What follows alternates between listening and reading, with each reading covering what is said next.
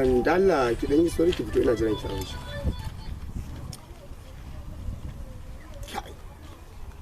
Wannan sai a rabin nan. A'a.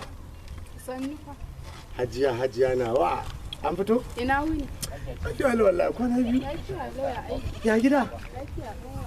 Jiya ruwa ya hana ni zuwa na ce to yau dai duk yanda za a yi sai na zo na sami gimbiyata.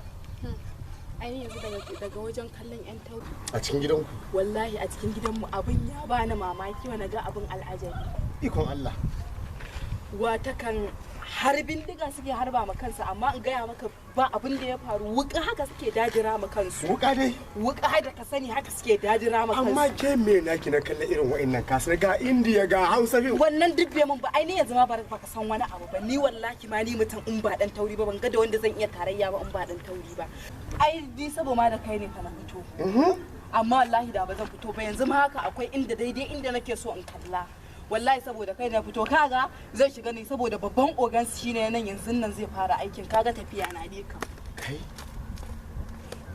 ta ba shige inna lillahi ni in ka kaina Allah kyauta kai reza almakashi kai wai menene tsini duk iya tsinin abin aka cike ka da shi wallahi da kalan kwashi wuka ka coka ta kaga talan kai akwai maganin da in na baka na tsaye da Allah duk wanda bai ashi na maganin nan ba daga yau ina gani yayi watanni bai ƙara gani na ba wannan kaman ya san matsala na je na kiran maganin wuka kai Allah na gode maka nesa ya zo kusa wannan maganin wuka wai na a wannan wurin ba wanda maganin wuka da kasarin yana yi amma kure na wai me yasa kuke haka ni na sallama ku ba 100 ma magani a bani a baka to kaka damu ha ina la malam ba naira 50 maganin labata ba za mu tsana na ruru ba kusan darajar sana'a ba wallahi maganin wuka maganin reza maganin kai wannan da kake ganin la ilaha illallah ba ni na ya matsin ciki ka yadda da Allah na yadda da Allah to zo